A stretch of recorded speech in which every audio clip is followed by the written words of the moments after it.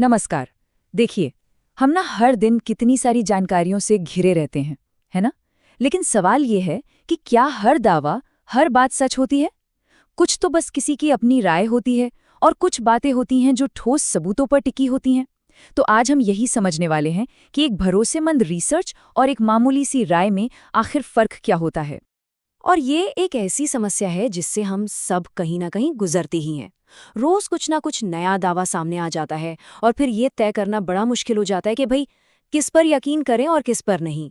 और इसीलिए ये समझना बहुत ज़रूरी हो जाता है कि एक भरोसेमंद रिसर्च की पहचान क्या होती है। तो इसका सीधा सा जवाब है अच्छी रिसर्च। देखिए, ये सिर्फ कहीं से भी जानकारी इकट्ठा कर लेना नहीं है। नहीं, ये तो भरोसेमंद जवाब खोजने का एक बहुत ही सधा हुआ, एक डिसिप्लिन तरीका है। असल में ये एक वैज्ञानिक जांच है जो हमें वो सबूत देती है जिस पर हम सोच समझकर विश्वास कर सकते हैं। तो चलिए फटाफट देखते हैं कि आज हम क्या क्या जानने वाले हैं। सबसे पहले हम खोज के ब्लूप्रिंट पर बात करेंगे, फिर देखेंगे कि भरोसेमंद सबूत कैसे इकट्ठा होते हैं। इसके बाद क्वालिटी कंट्रोल की बात होगी, फिर समझेंगे कि ये स्टडी समाज तक कैसे पहुंचती हैं, और आखिर में सबसे जरूरी बात, ये सब इतना मायने क्यों रखता है। तो चलिए शुरू करते हैं पहले खंड से। एक अच्छी रिसर्च की पहली पहचान क्या है? वो ये है कि वो व्यवस्थित और मेथोडिक होती है। मतलब ये कोई अचानक से हुई खोज नहीं होती। नहीं, ये तो पूरी तरह से एक प्लान्ड, एक सोची समझी योजना होती है जिसमें हर कदम बहुत सोच समझकर उठाया जाता है। बिल्कुल एक ब्लूप्रिंट की तरह एक अच्छी रिसर्च हमेशा एक तय, एक व्यवस्थित रास्ते पर चलती है। ये एक समस्या से शुरू होती है, फिर एक एक करके तार्किक कदमों से आगे बढ़ती है और आखिर में जाकर एक ठोस नतीजे पर पहुंचती है। सब कुछ पहले से तय होता है, कुछ भी हवा में नहीं होता। तो ये प्रक्रिया दिखती कैसी है? देखिए, सबसे पहले तो समस्या को बिल्कुल साफ साफ समझा जाता है। फिर उसका विश्लेषण होता है, मतलब उसकी जड़ तक पहुंचने की कोशिश की जाती है। इसके बाद कई अलग अलग संभावित समाधानों के बारे में सोचा जाता है, उन्हें परखा जाता है और आखिर में जो सबसे बेहतर रास्ता होता है उसे चुना जाता है। ठीक है, तो योजना तो बन गई। अब रिसर्च के सफर में अगले पड़ाव पर आते हैं, और वो है भरोसेमंद सबूत इकट्ठा करना। ये वो हिस्सा है जो किसी भी रिसर्च की नींव होता है। एक अच्छी रिसर्च की पहचान है कि वो हमेशा एम्पिरिकल होती है। एम्पिरिकल का सीधा सा मतलब है अनुभवजन्य। मतलब ये किसी अटकल या किसी के मन की बात पर नहीं चलती। नहीं, ये तो असल दुनिया के सबूतों पर आधारित होती है। ऐसे सबूत जिन्हें हम देख सकते हैं, जिन्हें हम नाप सकते हैं। तो देखिए, फर्क बिल्कुल साफ है।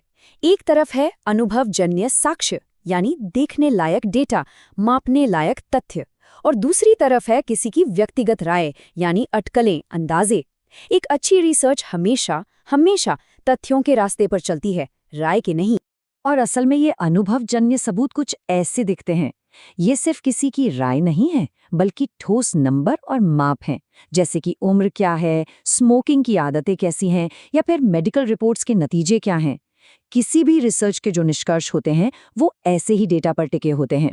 अब सबूत इकट्ठा करना तो एक बात हुई, लेकिन ये भी बहुत जरूरी है कि रिसर्च उद्देश्यपूर्ण हो, यानी ऑब्जेक्टिव हो। इसका मतलब यह है कि जो रिसर्चर है उसकी अपनी भावनाएं, उसकी पसंद नापसंद या उसकी अपनी पूर्वाग्रह नतीजों पर हावी नहीं होने चाहिए। और ये पक्का करने के लिए भी सिस्टमैटिक तरीके अपनाए जाते हैं ताकि किसी भी तरह के पक्षपात की गुंजाइश कम से कम हो।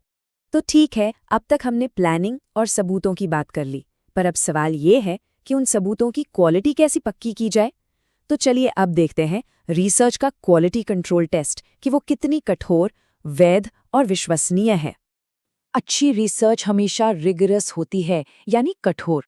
इसका मतलब है बहुत ज्यादा अनुशासन और सटीकता। आप ऐसे सोचिए जैसे कोई घड़ी बनाने वाला हर छोटे से छोटे पुर्जे पर पूरा ध्यान देता है ना, ठीक वैसे ही एक रिसर्चर हर कदम पूरी सटीकता से उठाता है।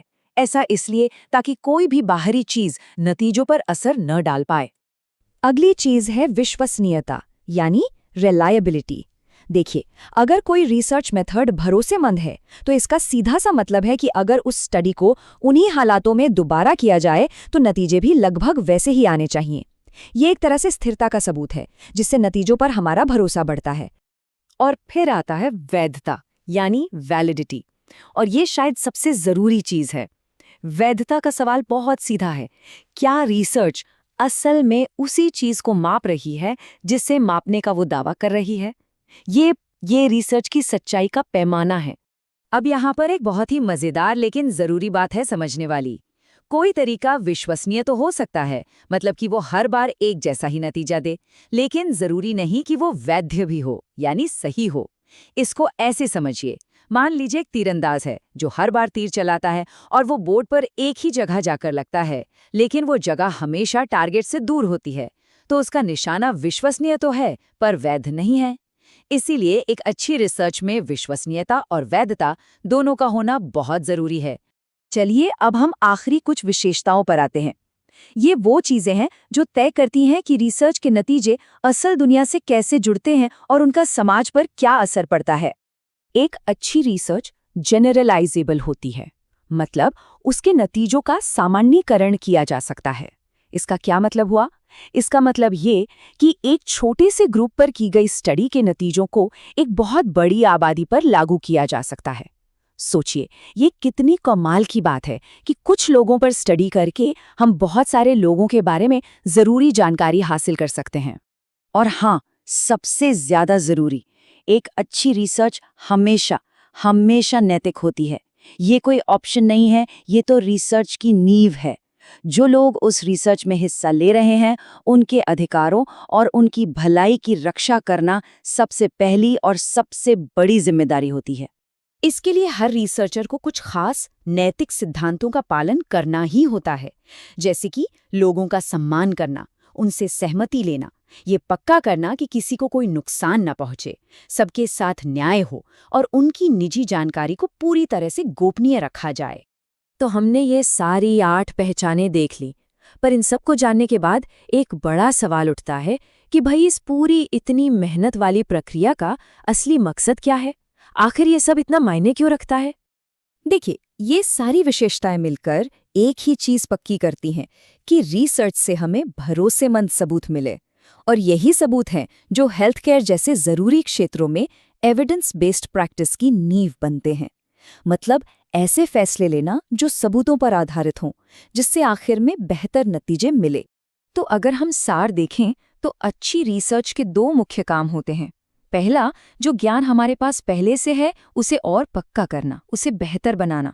और दूसरा, ऐसा नया ज्ञान पैदा करना जो समाज में सीधे तौर पर या किसी और तरह से एक सकारात्मक बदलाव ला सके। तो अब जब ये बिल्कुल साफ है कि एक अच्छी रिसर्च कैसी दिखती है, तो जाते जाते एक सवाल है सोचने के लिए, कोई ऐसी आम धारणा या विश्वास है हमारे आसपास जिसे इन सिद्धांतों की कसौटी पर परखा जा सकता है? इस पर जरूर सोचिएगा और हाँ, सवाल करते रहिएगा। धन्यवाद।